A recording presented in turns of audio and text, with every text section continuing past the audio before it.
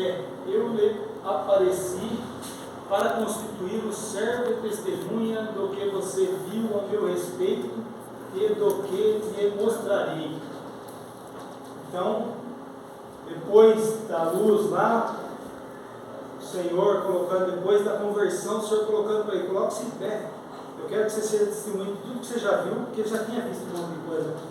Já tinha visto o apedrejamento de Estevão, ele já estava sendo, né? Pensa que a pessoa que está no mundo aí não está recebendo já exemplos, testemunhos. Ele já estava, o mal que ele era, ele já estava sendo trabalhado. Eu livrarei do seu próprio povo e dos gentios, os quais eu envio.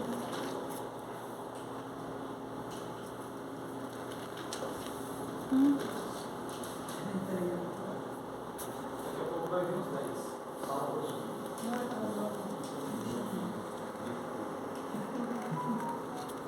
Será que não tem uma Bíblia pequena? Eu o livrarei do seu próprio povo e dos gentios, os quais eu o envio, para abrir-lhes os olhos e convertê-los das trevas para a luz, e do poder de Satanás para Deus, a fim de que recebam o perdão dos pecados e a herança entre os que são santificados pela minha fé. Entre os que são santificados pela fé em mim, pela fé em mim. Olha só, irmãos, Paulo chamado para os gentios, né? O mundo cultural do apóstolo Paulo. Olha só o mundo cultural agora. Acho que é uma foto do Areópago. Só que ele é maior, né? Tem outras partes, dependendo da foto, parece outra parte. Filosofia, o mundo cultural de Paulo é o mundo da filosofia grega. Sócrates, Platão, Aristóteles, eles são anteriores. Porém, se hoje a gente escuta falar desses filósofos gregos, né, nas faculdades, imagina naquela época, né? Estava muito mais forte. Então, como o Império Romano tomou o local que tinha o Império Grego, o grego ele foi curtíssimo, porém a sua cultura é muito forte. Então, como eles tinham muitos filósofos e tal, até hoje a cultura grega é muito forte entre nós.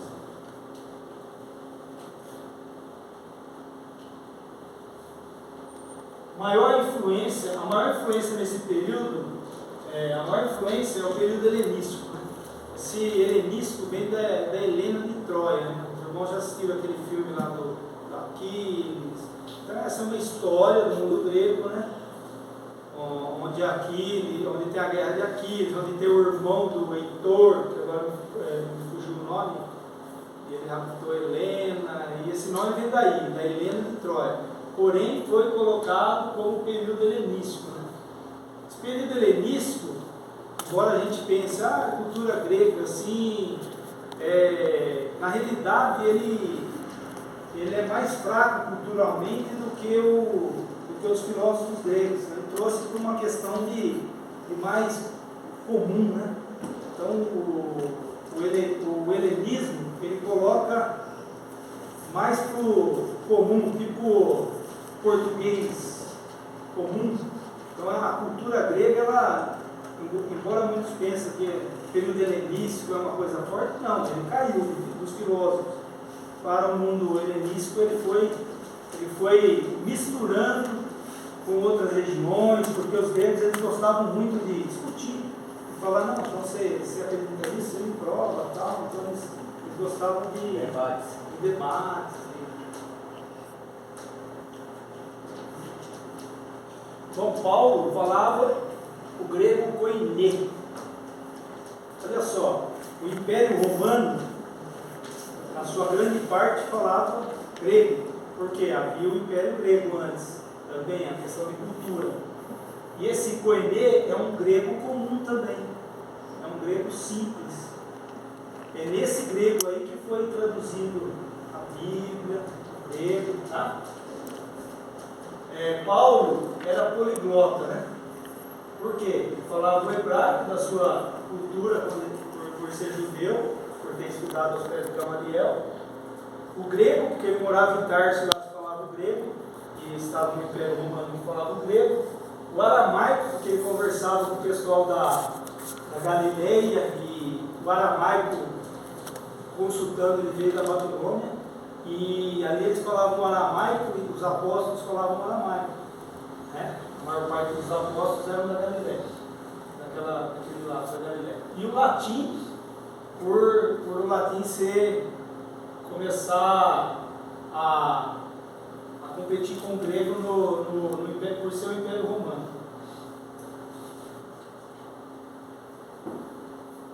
Não dá para descer um pouco, Nicolas? Não? A língua mundial daqueles dias era o grego. Bom, vamos lá. Línguas nativas, hebraico e aramaico, como eu disse. O hebraico lá dos judeus, o aramaico na região lá da Galileia. A língua do Império Romano. A língua do Império Romano, grego e latim.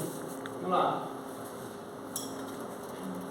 Porque essa informação é que os irmãos já conhecem, né? Que 72 eruditos judeus traduziram o Antigo Testamento do hebraico para o grego, chamando-se a Septuaginta, né? Entre o século 3 e 1 a.C., ou seja, antes do período de Paulo, em Alexandria. Isso aí tudo antes de Cristo. Paulo foi contemporâneo de Cristo, né? Ele nasceu 5 anos antes, aproximadamente 5 anos antes de Cristo. Jerônimo traduziu e revisou a Bíblia para o latim, ficou conhecida como Vulgata. Final do século 4 depois de Cristo. Demorou para a Bíblia ir para o latim. A língua de Roma, né, do Império Romano. Paulo já conhecia os livros do Antigo Testamento, escritos em rolos de papiros, aprovados pelo Canon. Paulo, nessa época, a revista fala, nós cremos que ele já conhecia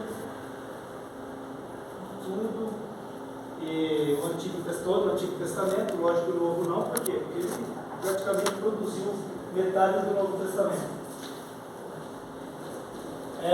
As principais línguas do mundo de hoje, né?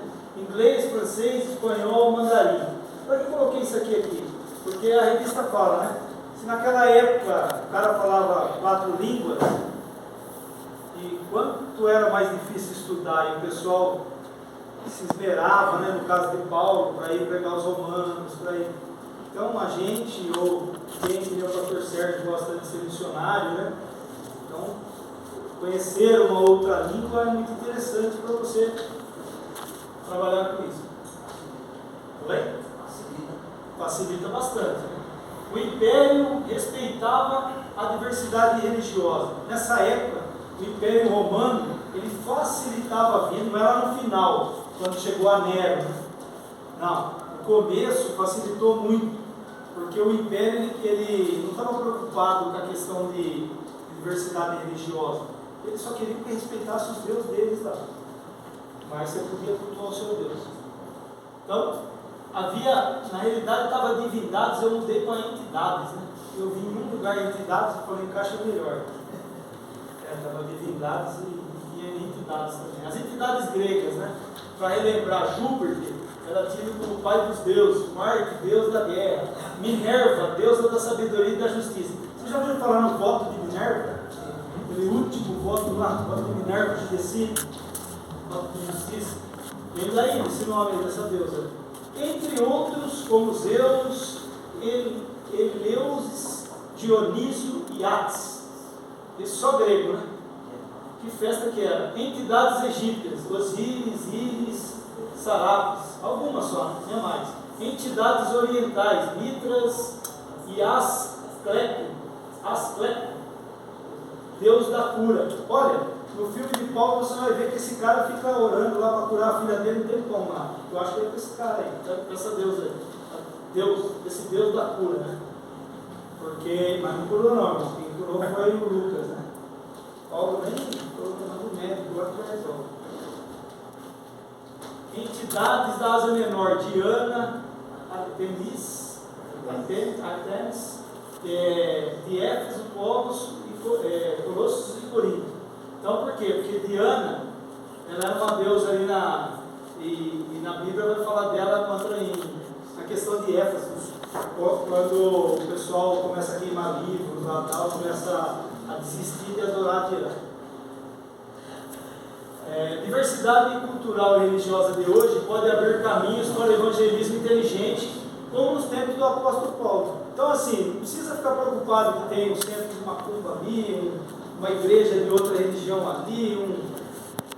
Isso daí é uma oportunidade, não tem problema. Olha quanta entidade tinha aí, não mudou não, um terço está aí na terra, um terço está caindo.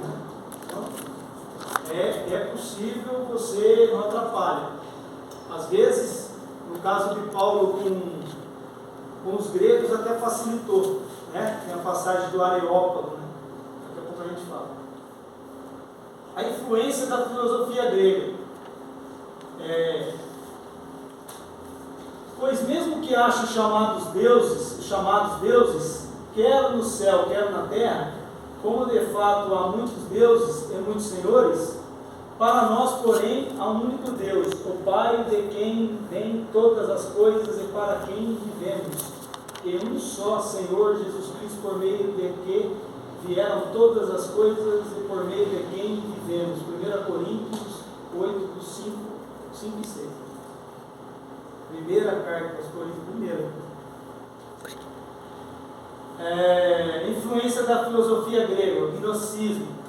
Então, o gnosticismo, ele dizia que o corpo atrapalhava o espírito, né?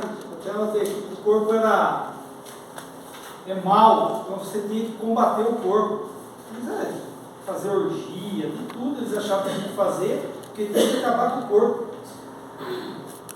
Eu pregava que o mundo havia sido criado por uma entidade imperfeita e que por isso a vida na terra era apenas uma forma maléfica usada para aprisionar o espírito humano e que o bem só seria alcançável em um nível espiritual. Isso era a heresia que tinha, né? O helenismo não era uma heresia, né? Mas era a cultura grega que era forte, né? Então o que acontecia? O domínio da cultura grega no mundo. Zeus, que era o principal deus lá deles, concorria com Deus. O nome era até parecido, Zeus e Deus, né? Mas aí Paulo, né? E aí eles eram muito ecumênicos, eles queriam mesmo que virasse uma coisa, que todo mundo aceitasse, uma religião só. Então Paulo insere lá o Abba Pai, né? Passando da filiação grega de Zeus para Deus. Então Paulo, cara inteligente, ele vai falar, Zeus não é Zeus, é Deus. Também tinha os judaizantes, né? Aí os irmãos conhecem o pessoal que quer ainda continuar circuncidando, respeitando as regras da lei. O mundo religioso de Paulo. Então, o mundo religioso de Paulo, no seu período antes da conversão, era principalmente o templo de Jerusalém, as sinagogas, né, Tarso, né, que ele frequentava. Seu pai era um fariseu zeloso, né? Então ele investiu no filho, né?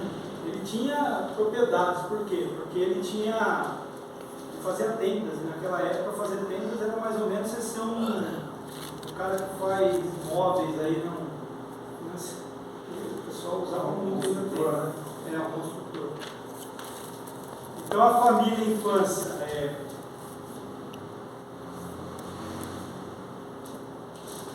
vamos lá, a educação.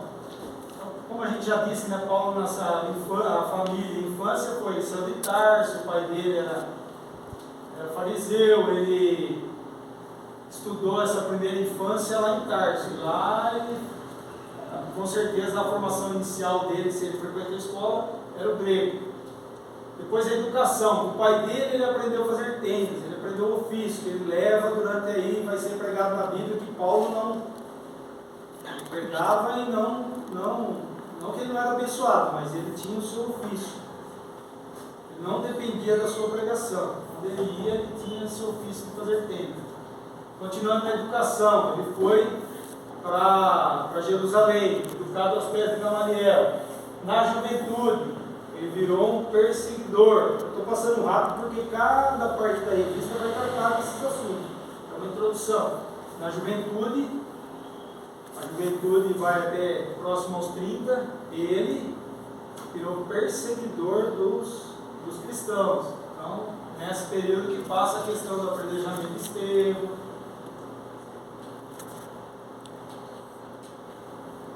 conversão, não vou entrar em detalhes, mas no caminho de Damasco, numa viagem que eles estavam fazendo para perseguir os cristãos, o irmão já conhece.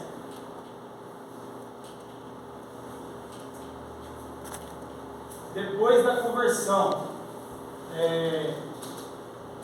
conversão, irmãos, Paulo, eu estava até comentando com o pastor Edivaldo, Paulo fez 7 viagens, irmãos, 7 viagens.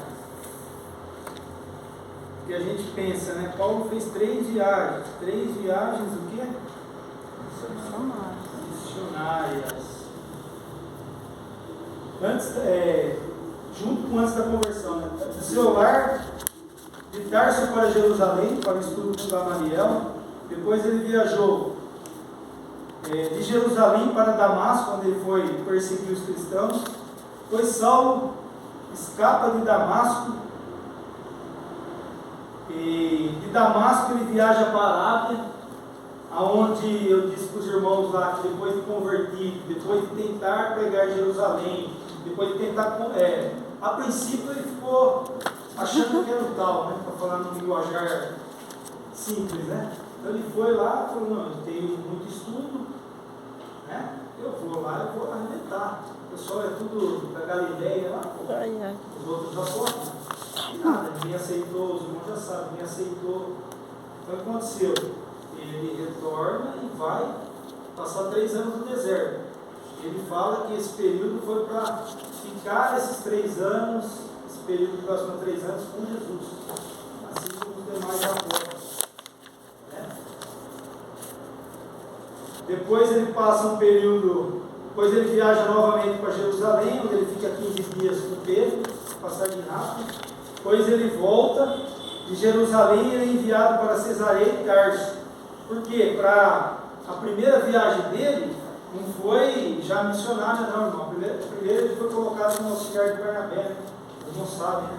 Ele foi colocado para levar ajuda às viúvas, levar sustento para outras igrejas, né?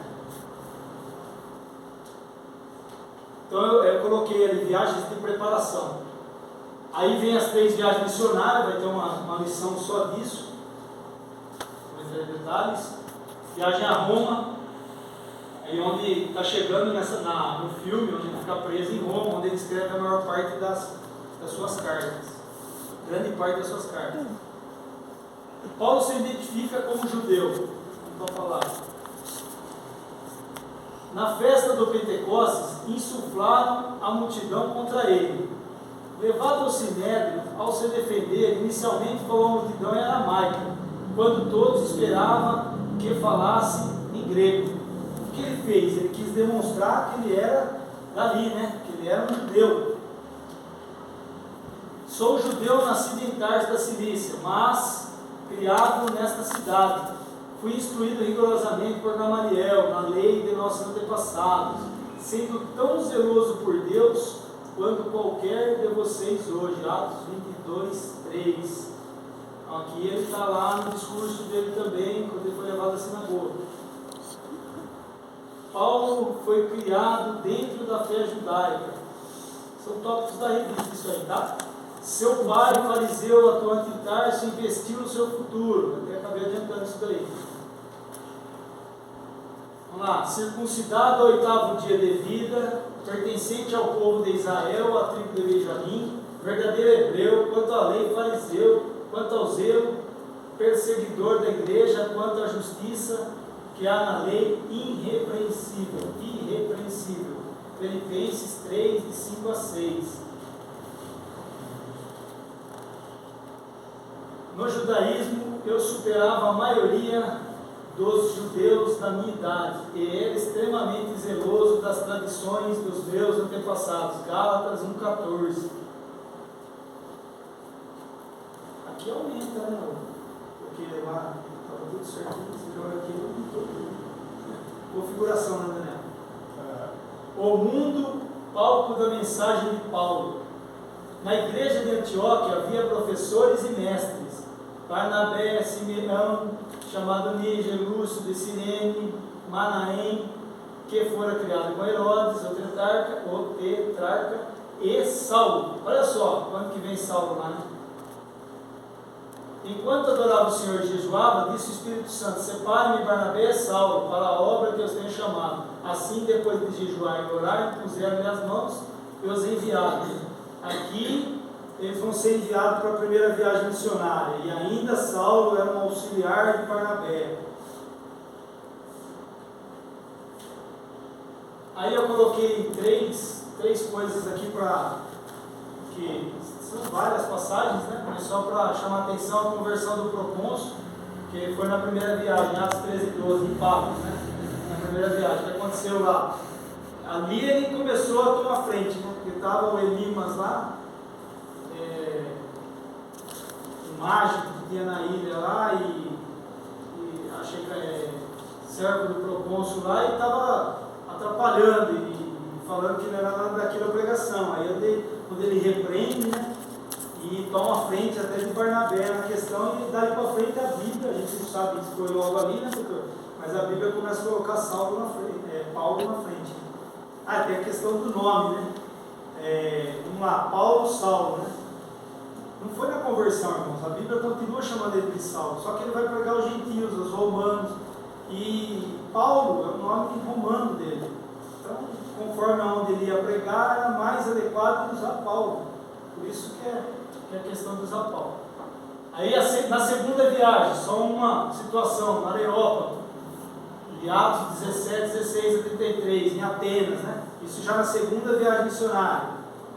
Então Paulo entra e vai, lá os atenienses gostavam de levar o pessoal para lá. Como já era um período helenístico, o negócio já estava meio sendo deixado de lado, mas eles ainda levavam o pessoal lá para questionando, perguntando, né? Então Paulo vai tem um Deus invisível aí, quero passar de lá. Deus desconhecido, né? Esse Deus desconhecido. Então esse é o meu Deus, né? Vou entrar em detalhes que tem mais à frente. Outros livros queimados, os livros queimados em Éfeso. Na terceira viagem, que me marcou bastante foi isso aí. É a questão lá da Diana, né? Ela na cidade de Éfeso, ela tinha muita... O pessoal adorava ela lá, e tinha os livros de magia, de feitiçaria. E aí Paulo, com a sua pregação, começa a reverter, e ele ganha praticamente toda a cidade, e o pessoal começa a queimar os livros. Indo já para o encerramento, agora para... Os irmãos já sabem, né, quantas cartas e epístolas Paulo escreveu. Os irmãos sabem a diferença de carta e epístola? É um ou outro. Para simplificar, o é carta e epístola. Eu pesquisei porque eu fiquei tentando saber, né? E a epístola é uma coisa mais elaborada. Quando ela é enviada, epístola de Tiago, olha, um povo, né? E aí, a carta, a maioria de Paulo eram cartas. Tem as cartas pastorais, né? Tem a carta pessoal a Filemon, né? Então tem as cartas pastorais, que é a 1º e 2º Timóteo e Tito, e tem as demais cartas. Eu até acredito que Romanos, no caso, já seria indicado uma epístola. Porém, as cartas dele foram tão importantes e ganharam tão notoriedade, que então você pode chamar tudo de epístola. Mas a diferença básica era essa: a carta é mais direcionada a uma pessoa, a uma família, a uma igreja só, e já a epístola a demais. Aqui eu queria colocar agora aquilo que eu falei no início, né, irmão? Às vezes a gente vai ler a Bíblia e não vê a cronologia. Eu pesquisei bastante a cronologia do Antigo Testamento e agora o Novo. Olha que legal, né? Eu encontrei até invertido isso aqui, ó. não vamos se ater assim a 1, 2 anos, porque tem muita divergência. Essa aqui bate bastante com a Bíblia de estudo pentecostal. Às vezes tem um ano de diferença, para mais, para menos. Às vezes inicia no 60 e a outra no 65, como aqui em Mateus, né? Olha só, Paulo, será que Paulo foi importante, irmãos, na questão da escrita? Deus, ele é vaso de, ele mesmo se titulava como vaso de barro, né? Nós somos nem vaso de nada, né? Mas Paulo, olha só, Gálatas, ó, foi quase que primeiro, em alguns lugares eu encontro Gálatas primeiro. Então Paulo escreveu Gálatas, 1 Tessalonicenses, 2 Tessalonicenses. Aí aparece o Evangelho de Marcos, mas em alguns locais, ó, 50, 60, tá vendo? Em alguns estudos ele aparece mais à frente. Que Marcos foi um discípulo de Paulo, né? Marcos foi um discípulo de Paulo. No começo, na primeira viagem, ele era discípulo de Barnabé, na realidade. Aí Paulo, ele abandonou, depois ele queria voltar, Paulo não queria. Paulo ainda estava sendo trabalhado, ele tinha ainda, ó, não quero esse cara aqui. Mas lá no final, ele está na cadeia, ele manda chamar Marcos. Entendeu? Eu creio que depois de Marcos aprender bastante com Pedro e tal, ele foi aprender um pouquinho também com Paulo. Aí ele escreveu 1 e 2 Coríntios, 56, 57, 58, Romanos, tudo Paulo, né? Aí escreveu na cadeia várias. E aí tem o cara da revista, eu vi em algum lugar aí que falou, eu não concordo com isso não, pastor. Nenhum pastor que falou, né? Ele falou que